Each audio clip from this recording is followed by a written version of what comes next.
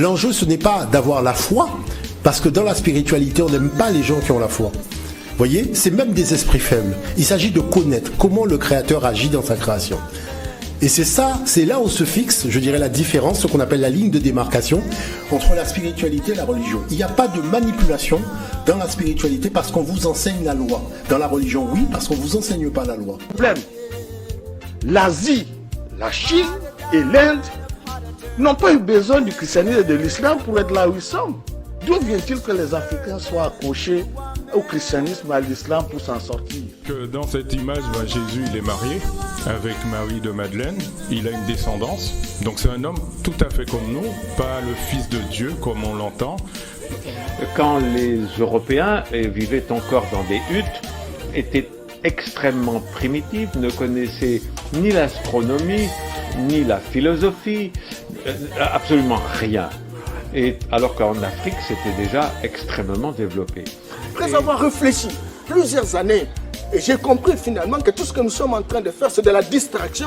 Il faut sortir véritablement de cette adolescence retardée pour mettre en place des mécanismes, encore toucher des questions de fond et trouver des solutions de fond. Et ça... Nous sommes sans doute en train de vivre la fin de l'hégémonie occidentale sur le monde. Si on continue à faire comme avant, alors nous perdrons définitivement le contrôle. Et alors ce sera l'effacement. Je peux vous le dire avec certitude. Nous savons que les civilisations disparaissent, les pays aussi. L'Europe disparaîtra. Matondo mingi bande kubalandi kimia ya nzambe ya bakoko ezala na bino banso o bisika bino bozwami. Lisusu lelo lokola boyi mumesano toye omboka na bino na tina ya kosolola na bino bonzambe bwa bakoko na biso ekutani na bonzambe bwa bapaya eboti eloko nini. Bandeko balandi lelo tosepeli tosolola na bino na masolo mayematali bomoi bwaseko. Bomoi bwaseko bwango bouti wapi? Nani akopesaka bomoi bwaseko? Tokozwela yango na lolenge nini? Tozalaka na yango tope mutu moko songolo amemeli biso yango. Bandeko balandi Biblia eye na libenga ya mundele pe ememeli biso masolo ebele.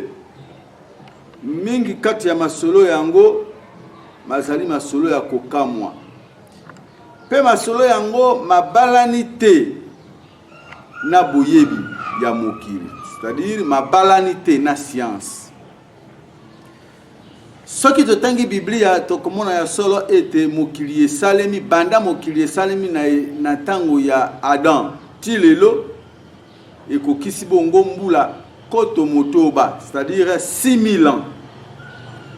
Par contre, ce qui te koti na masolo ya boyebi ya mokili, masolo ba balobi la science. Balobi ete mokili esalema depuis des milliards d'années. Depuis 2 milliards d'années. Yango tokososola ete masolo maboyebi mokili. Donc masolo ya science na masolo ya Biblia ebalanite. Wana ekosenga toloba nani azali na raison. Est-ce que ezali Biblia tope boyebi ya mokili? Ya solo tokoloba ete Biblia ekozala na raison. Kaka soki Biblia ezali mokanda ya nzambe. Soki Biblia ezali mokanda oyo nzambe penza akoma aloba, wana tokopesa Biblia raison. Kasi soki Biblia ezali mokanda ya nzambe te, ezali kaka mokanda ya batu. Batu bakomi na kombo ya nzambe. Wana ekomona na ya solo ete Biblia ezali na raison te, pamba te ezali wana te misapi ya nzambe ye moko. Ezali kaka misapi ya batu. Alors on a to kobundisa yango na lo emoneli ya bato babengi les hommes de science na emoneli ya bato o babengi les hommes de Dieu.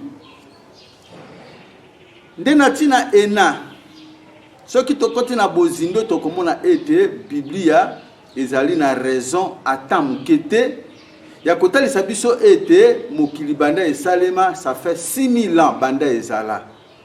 Science ezali na ba preuve nyonso na nyonso la kisi ete mokili esalema pendant 6000 ans te, mais plutôt depuis des milliards d'années.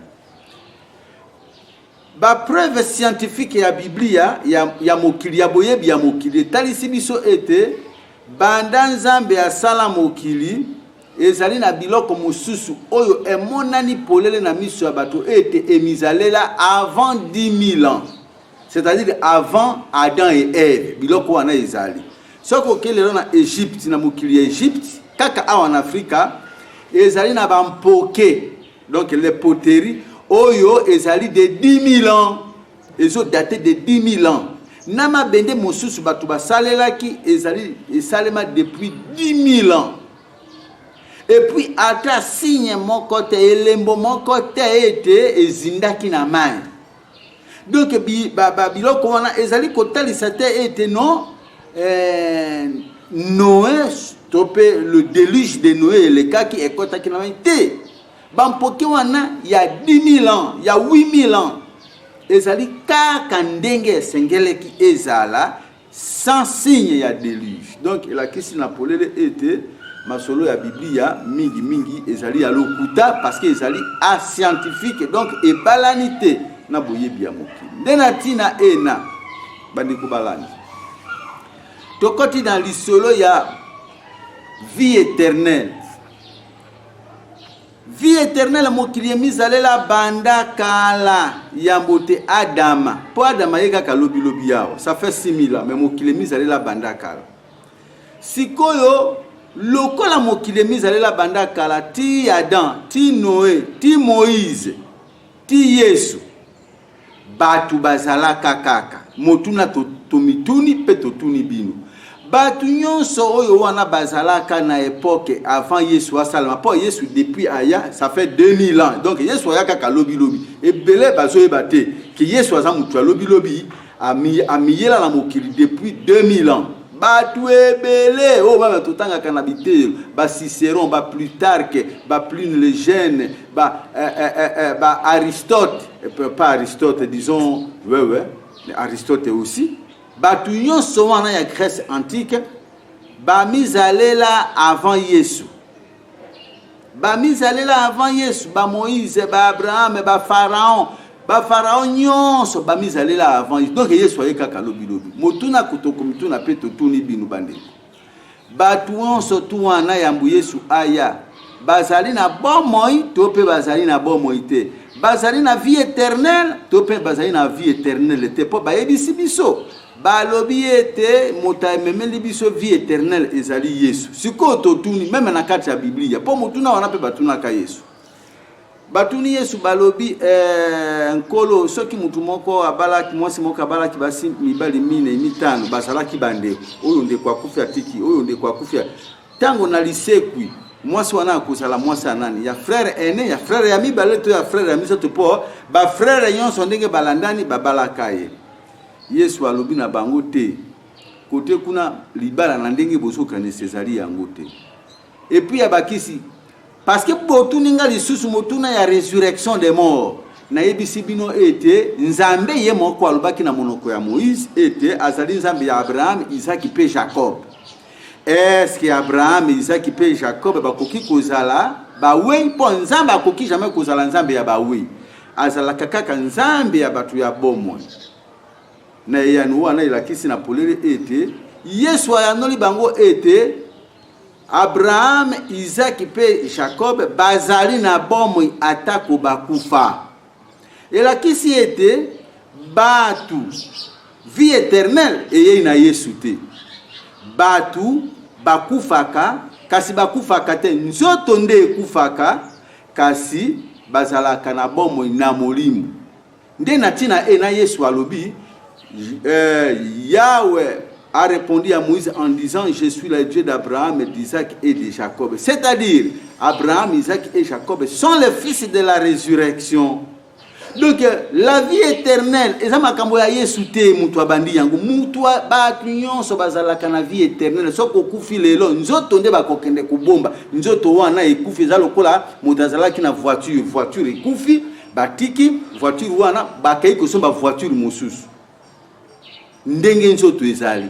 Donc, ce qui voiture ekufi la ki cité que chauffeur a koufi, chauffeur a koki kozwa na ye voiture mosusu parce que moto azali éternel. Yambo pe kutu tobotama, tozalaka na bomo, to utakate dans le néant. Tozalaka na bomo ekomami na kati ya Biblia. Nde na tina ena toyaki kutu na mokanda yango ya Biblia awa. Bino bande kubalandi kuna bolanda biso bozwa Jérémie chapitre 1 verset 4, to bandana 4. Boko tuna me yo ndimaka makamona biso te mozo sale la Biblia pona nini. Mais nazo sale la Biblia po ngaso ki na beteli bino masolo ya bakoko na biso ki bakoko na biso bazala kana bomo bakufa pete bazali na bomo itilelo boko ndimate. Siko esengri na zuela bino mokanda oyo bino bondimaka. Pour que bon comprendre que Esaïe souté mutoya na vie éternelle pambate bato tozonga kaka kote biso to uta to lata kande nzoto yango Biblia yebi yango na Jérémie chapitre 1 verset 4 et le Bible. La parole de Yahvé fut adressée en ces termes. La parole de Yahvé me fut adressée en ces termes. Jérémie a okindenge Yahweh asobetela masolo. Yahweh a le bisieboui. Avant même de te former au ventre maternel, c'est-à-dire avant même de te former dans le ventre de ta mère, Jérémie, je t'ai connu. Liboso kena salayo na kati ya libumu nayo na yebaka yo. Siko ayebaka yo wapi? Bande konangai. Nzamba yebisi Jérémie ke liboso na salayo na kati ya libumu ya mama nayo na yebaka yo totuni bino. Nzambe yango ayebaka Jérémie esikani. Toko bialobi, avant même que tu sois sorti du sein, je t'ai consacré. Alobi liboso bimana libumu ya mama na yo, nak benisaki yo, natiaki yo bilimbo nangai. Je t'ai consacré comme prophète des nations, je t'ai établi. Voyez-vous? Donc, Jérémie, Nzambe ayebaka ye avant que akotana na libumu ya mama na ye. Siko ayebaka ye wapi? Na mokili ya bakoko, na mokili ya Nzambe, na mokili ya molimo. Na mokili oyo toya kande koya. Soki okufi, okei na mokili ya molimo. Bande ko balandi talati na tozali kotalisa bino ete ezali na mutu moko te akoya kopesa yo bomo ya seko. Po ozana yango déjà. Avant la tanzoto oyo ozalaka Bible talisi biso Jérémie ami yena nsambe bazala ki kosolola yambo te awa. Il a été consacré prophète des nations avant même d'être formé dans le ventre de sa mère.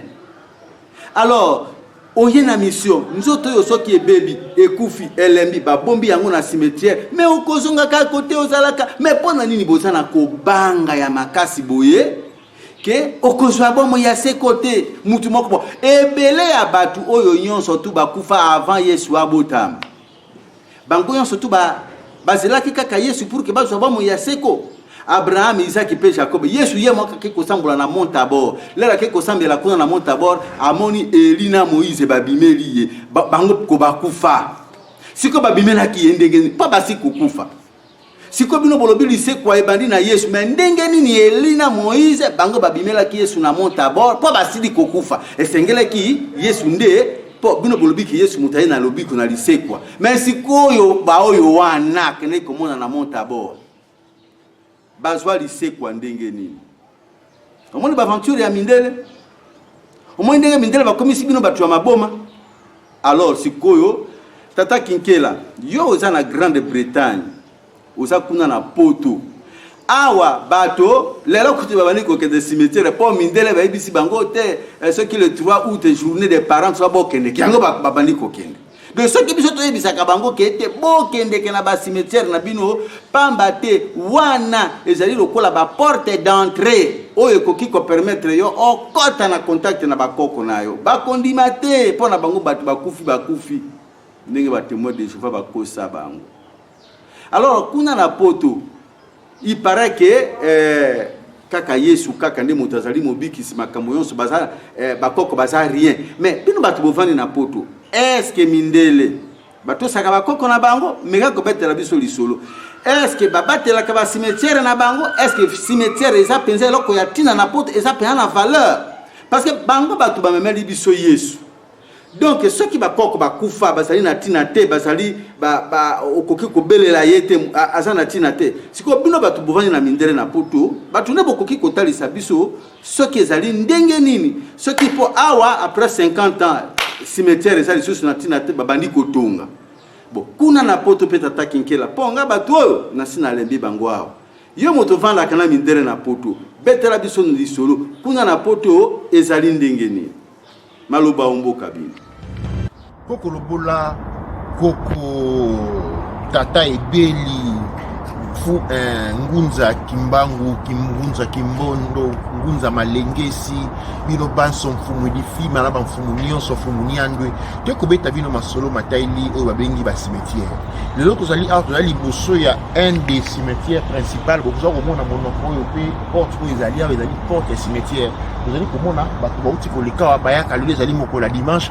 bato baya kotala mabuta mabango tala ndenge cimetière ezali cimetière awo ezali compagnie na loboko nanga okotala awo komona loboko ya mwasi komona awa ezali na immeuble mobimba oyo ezali bureau pe gestion ya cimetière eza na baemployé basalaka awa mosala bango ezali ke basalaka esika oyo parce que mpona ete cimetière ezali lieu sacré oyo mémoire ya bakoko ezali kovanda tala ndenge nini eza mosika monene bapesi yango mabela monene mpo bazali kobatela yango nakomema bino na kati mpo tokota na mozindo tosolola makambo oyo etali cimetière ndenge nini bazali kobatela yango awa mpe valeur nini bapesaka yango na kati ya mboka tovandi nango tokendela kati.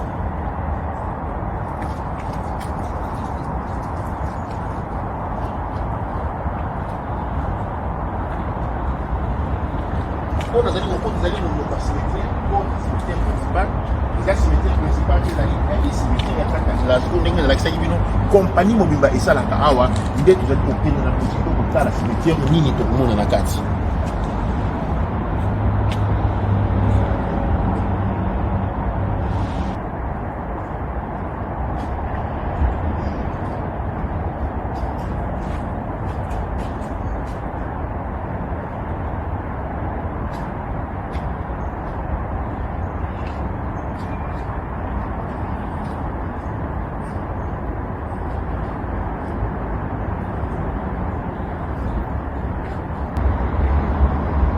Beaucoup de gens sont tozali na bandeli la kata cimetière a omoni eza na isika bakundaka bana o babotami bana wa mike ezali na moko moi bakundi esika wana bakomi ete tokokosa na yo te bokomona batie baban na pembeni mpona ete baparent to baboti ya bana wana bayaka kovanda awa kokanisa bana na bango baza esika batieli bango bisika kotia fleur yango wana selon bokoko ya bango pana biso tiaka biloko ya kolia okomona na bisika kotia eloko ya kolia esika oyo ezali lieu sacré esengeli na ko botosi makasi mpona yango nga mpe nazali en tant que moto nazali na botosi makasi ya esika oyo po ezali lieu sacré nazali moto ya libota wana te nakoki komata esika wana te ezali esika oyo epesemeli bayeba na bango bakufaki besika oyo bapesameli baye oyo bana na bango bazali esika wana tala kiti esika bapesi bango ya koya kolekisa ntango na bana na bango bokomonaka bango bakoyaka awa kovanda kosala mokolo akozwa 1 heure 2 heures ngonga moko to bimbala kovanda esika moko na bana na ye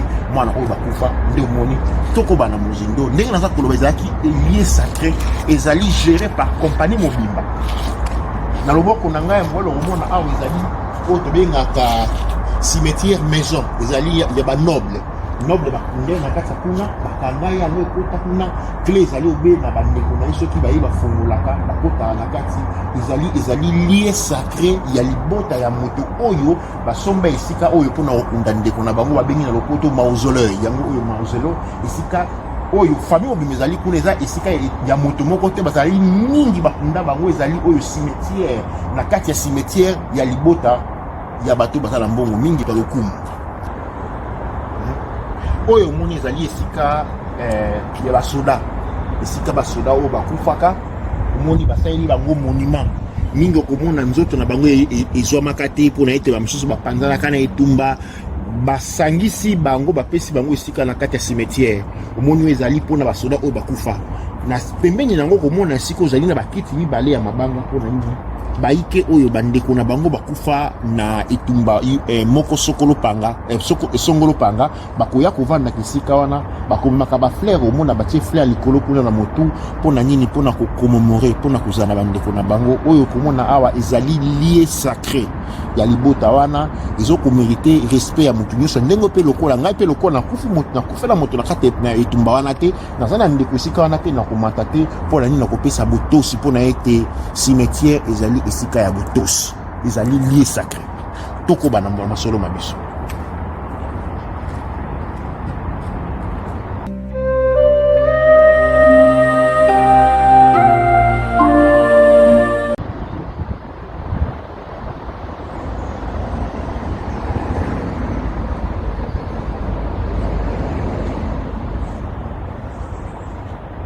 kokolobola mituna otunaki na yango oyo na banzi na loboko bomoni ndako oyo ezali ndako ya bagardien baza esika oyo bato oyo mosala bango kokengela cimetière baya kovandaka basalaka batour ezali emploi soki ezali mwana yo oyo kokengela cimetière ndako be yango oyo ntango mwana yo esengeli basalaka mwa moko opemi moto mosusu ntango akoya ndako na ye oyo ezali ndako ya bagardien ya cimetière na loboko na nga mosusu komona awa ezali cimetière ya bafisier bato babetamaki masasi to eza lolenge moko kaka na bato ya bitumba toza na kati ya couloir na bango bokomona cimetière yango ezali lié sacré mpona bango okomona mpe na bakiti batya pembeni na esika oyo batya okomona wana yango eza basandre ndenge batyaka basandre oza mpe esika ya kotya fleur esika wana liboso bokomona na katikati nango eza bomongisa malamu okomona awa bafleur ezali banzete ezali eza ya kitoko makasi ti tozokoba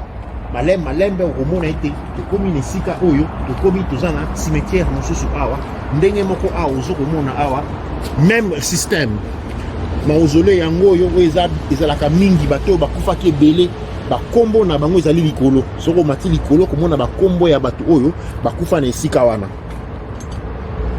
omoni bazali awa ba British ba anglais na ba vétéran coréen bakomi awa ba vétéran France nini anglais na coréen ya etumba ezalaki ya juin 1950 ti juillet 1953 omoni bango oyo bakunda bango esika oyo tolobi eza banda 1953 esika oyo basalango depuis 1963 tango etumbesilaki tala yango kaka omoni mutabuki yango omoni mutabuki atonga ndako omoni chef soki ya nani ayekosomba abuka atonga eloko awa te ezali lié sacré nazali koloba lisusu eke cimetière ezali lié sacré mpe biso topesi matondo mpona sacralité esika oyo tokoba na kotambola na biso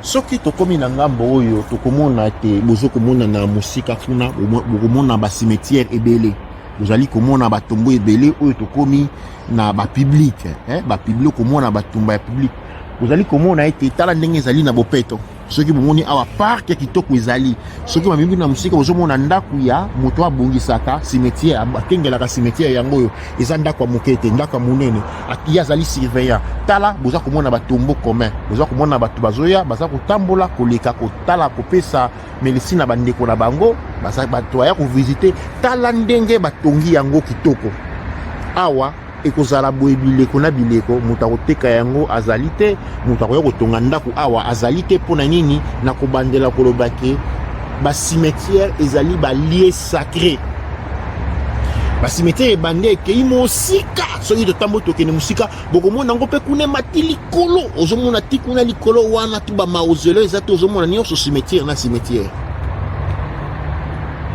te omoni kuna mamondeko apesi bisi na mabele mpona bandeko baye ozomona aye ko célébrer bandeko na ye aza na banza bandaka musika mingi te aye afukami azali kopesa bakoko na ye longonia bomona bizaleli ya malamu bozali kotuna pona nini Angleterre azali ko dominer mokili mubimba baza na richesse mingi te obe makala na pomme de terre pona nini bazali na botosi na bokoko na bango.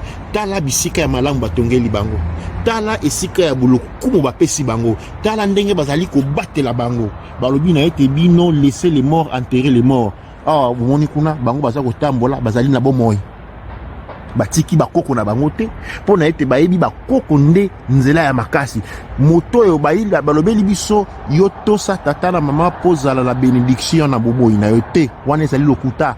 Tosa bakoko na yo, honore bakoko na yo, nde bomoi na yo ekozala ya molai.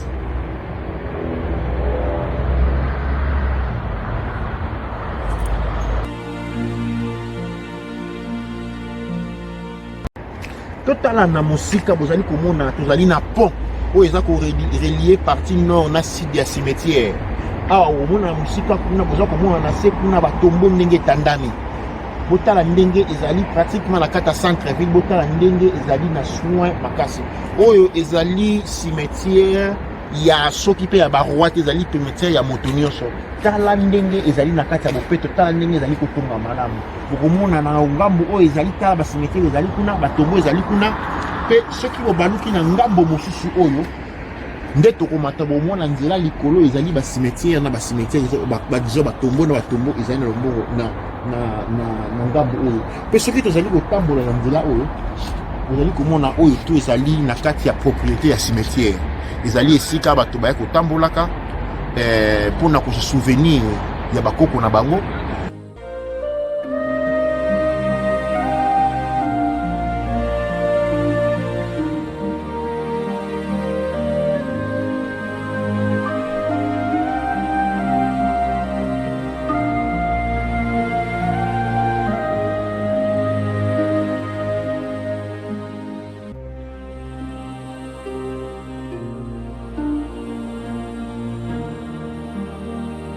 Ezali esika oyo moto oyo aza na ndeko akufa aya kotambolaka komema mon frère ya kotia, okomona ezali pe koya kusika kolakisa bana bakoko na bango.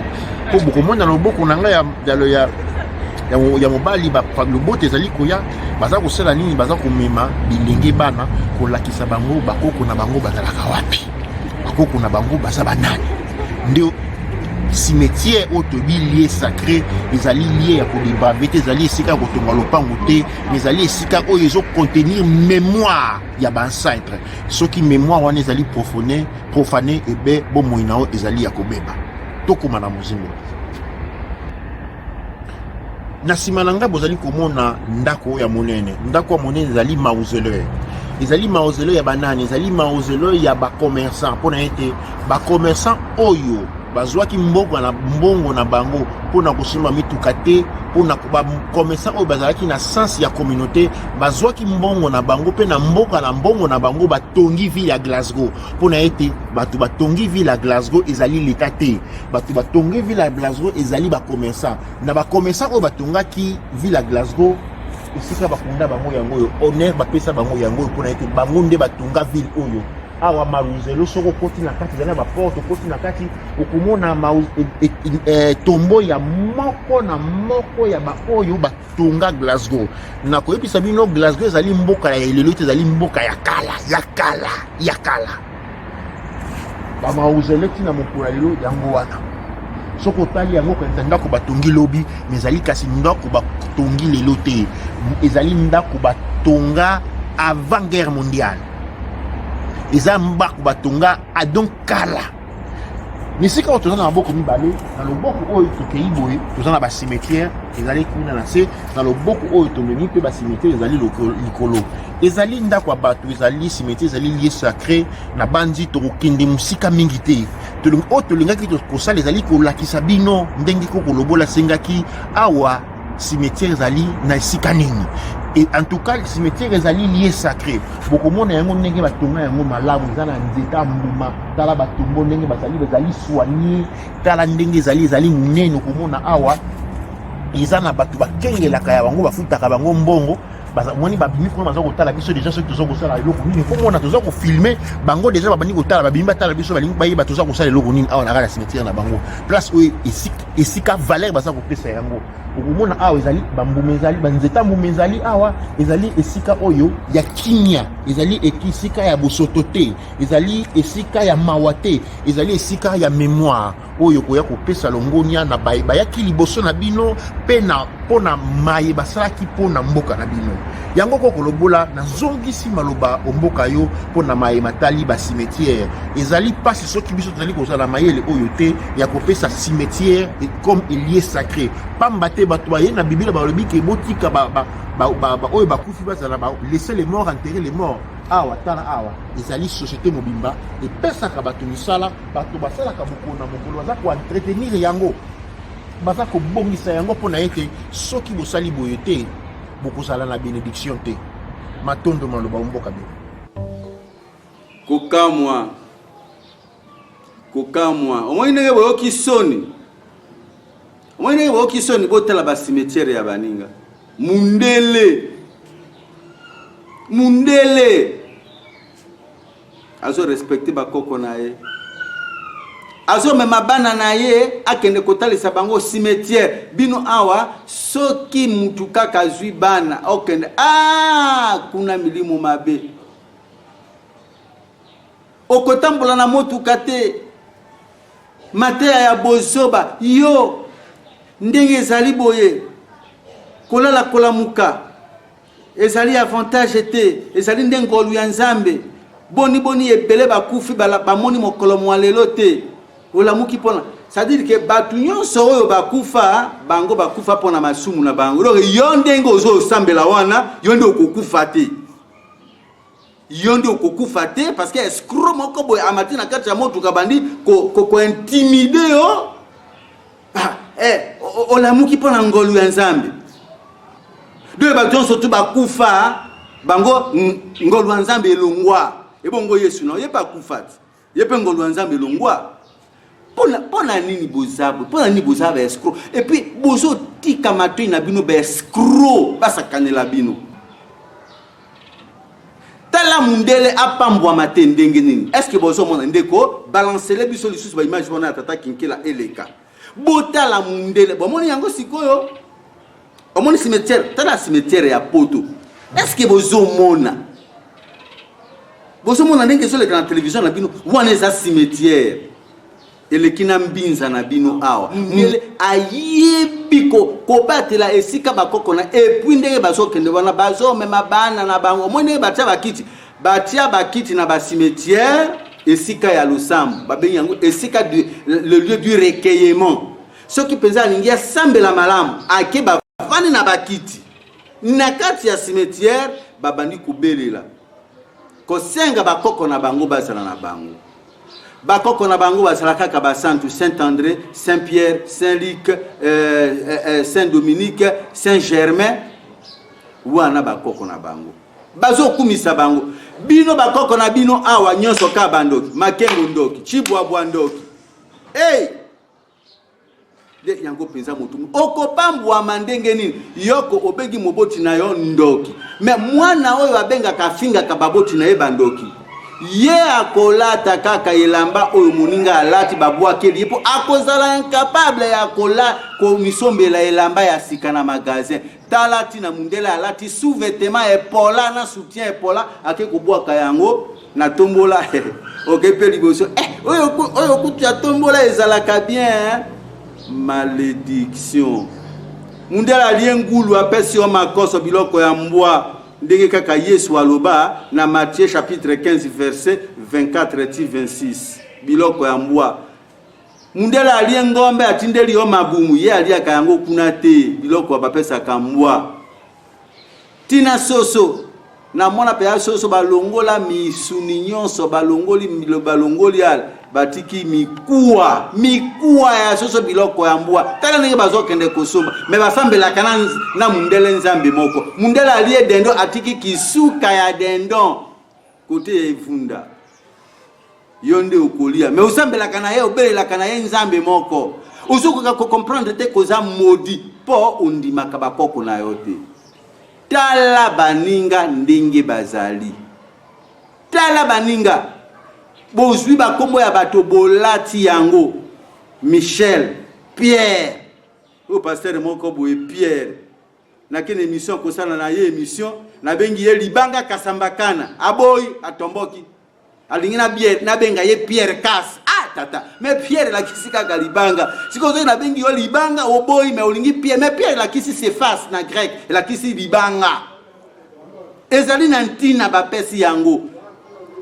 Babenga yo mbuyi, yo lingi babenga yo kaka Thomas, mais Thomas la kisi lipasa. Donc fabenga yo mbuyi Thomas la kisi lipasa. Est-ce que oza mutu oza na mulimi? Sikoyo Premier ministre ya France kombo na ye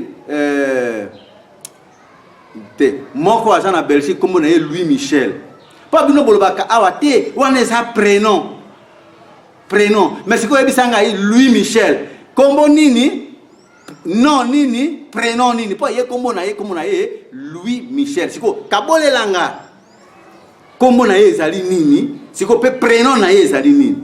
Est-ce que vous pouvez comprendre que comme on est yangoana Louis Michel ba yopa moningo lati pendant ni moto mwindo botondi na ba église tata kinkela nazongeli yo la kisanga nano kuna na poto mindela bato ba memela biso comme na Yesu awa bango pe basambela kaka lokola biso awa po awa moyen ezalité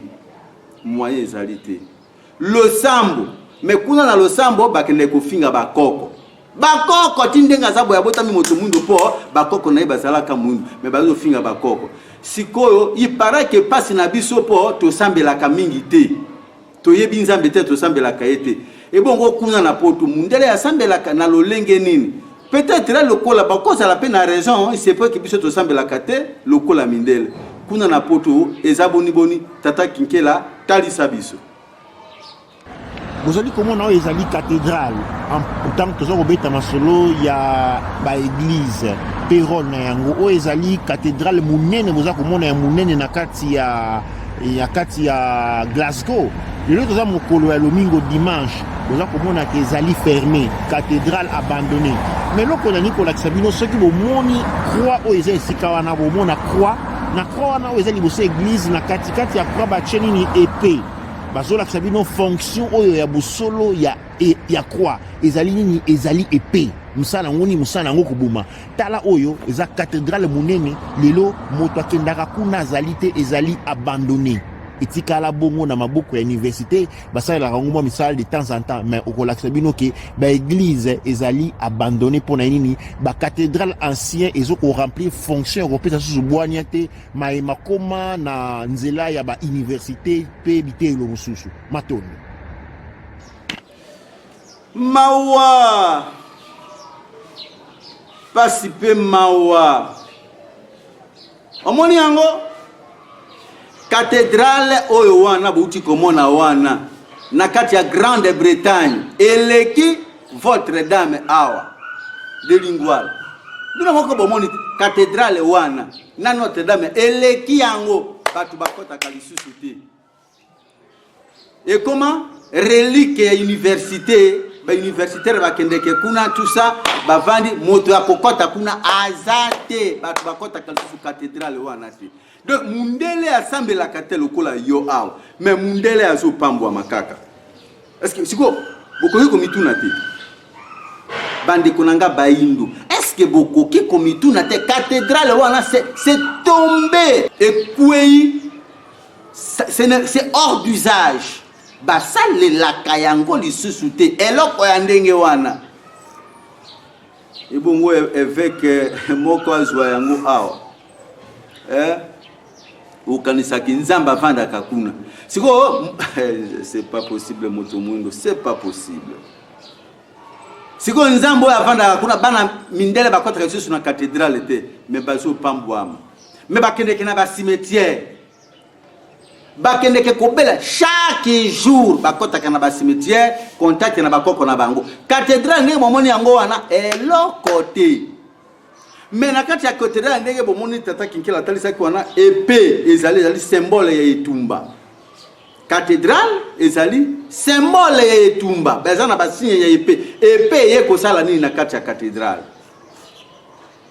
omoni yango donc bandeko na ngai eza pasi la vie éternelle eya na Yesu te bolongola bo diminuer kobanga na bino biso pe toza batu te biso toza batu ndenga nazali awa naliaka na kombo na Yesu te alatisaka ngai te asalelaka ngai eloko te mais epai na ngai na ndako na ngai nzala pe ekotaka te siko mpona nini bino boza na kobanga ya boye chinois azwaka wana mosala ayebi Yesu te ayebi Mahomet te mais chinois ayebi kosala nyonso oyo mundele asalaka asalaka yango na nzela nini na nzela ya bakoko na ye asengaka bakoko na ye ndenge momoni mundele aza wana mundele asali allumette chinois akei alobi mais ndenge nini bato basali boye akei kotuna bakoko na ye mais pona nini bato basali boye nga na yebi kosala te bakoko na ye balivre ye secret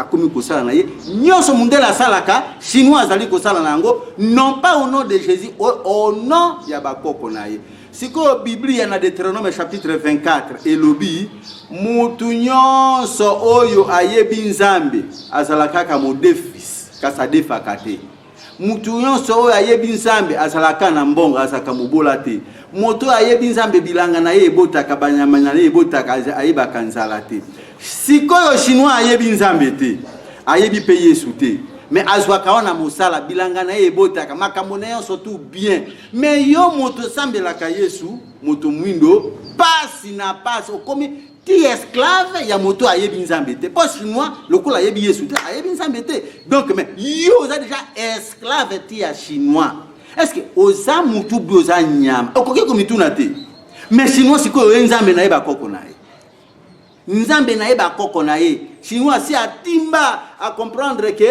atangi nzete amoni ke nzete oyo tindenge telemi boye force na ye za koko na ye nini ezali mokokoli ya manga oyo bakundaki ya mabele yango ebotaki ye alors mokokoli ya manga wana elimwa azomona lokola mokokoli te akoma misisa ye sikoyo amonanaka te aza na se ya mabele sikoyo force ya nzete oyo ezali nde koko na ye wana azopesa ye force akoma misisa po kolia ya nzete monoko ya nzete na mino na ye ezalaka nde na kati na se ezalaka na se kuna na kote emonanaka te ti ndenge omoni manga boye force na yango ezali koko wana oyo akoma misisa chinois atangi nzete a comprendre nzete aza bongo po ye atambolaka te siko nga mutu lokola natambolaka seke natambolaka na bakoko na ngai donc il faut nazwa bokasi epai ya bakoko na ngai pour ke nasala namonana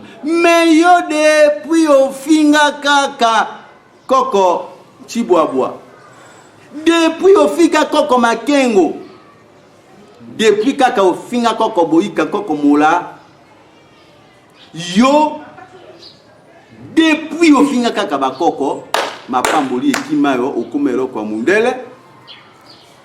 mundele alei abwakeli yo bandeko balandi tosuki awa koko nkikela totondi bino botondi makasi bakoko bazala na bino kuna esika bozali na poto ebele bakendeki na poto kolia na komela bakimaki nzala awa mais kuna boke na poto boke komona ete mundele atikala kofinga koko na yete akumisa koko na yete abengi koko na ye mosantu sikoyo ayebi soke yope lata kombo ya André yopo lati kombo ya André olati kombo ya André po mundele ayebi sio nzoka koko wana André zali koko ya ye ebonga apambwa mate ndenge nini akopambwa mate ndenge nini pourtant yo finga déjà koko na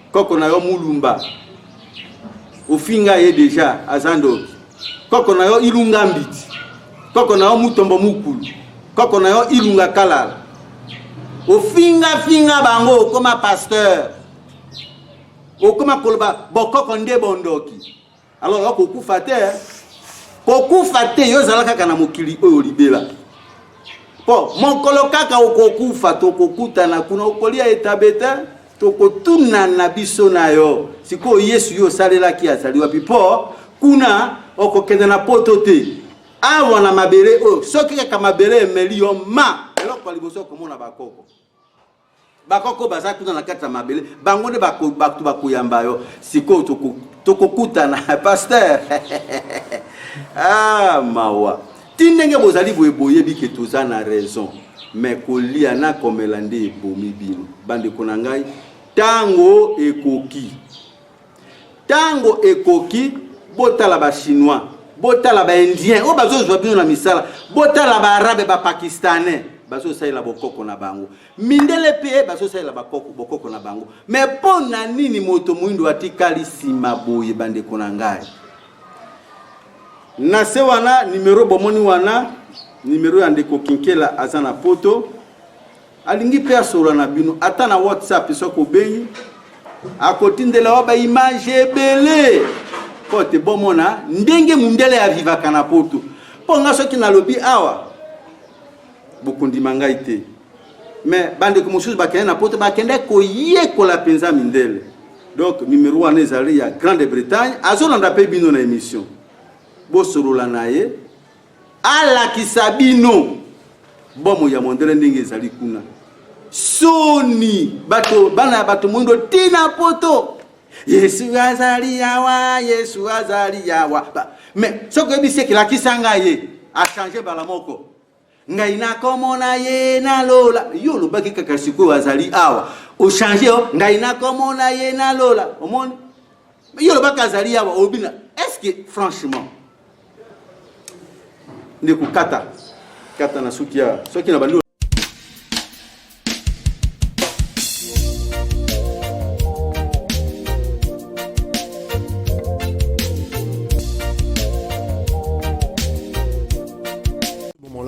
l'enjeu, ce n'est pas d'avoir la foi, parce que dans la spiritualité, on n'aime pas les gens qui ont la foi. Vous voyez, c'est même des esprits faibles. Il s'agit de connaître comment le Créateur agit dans sa création.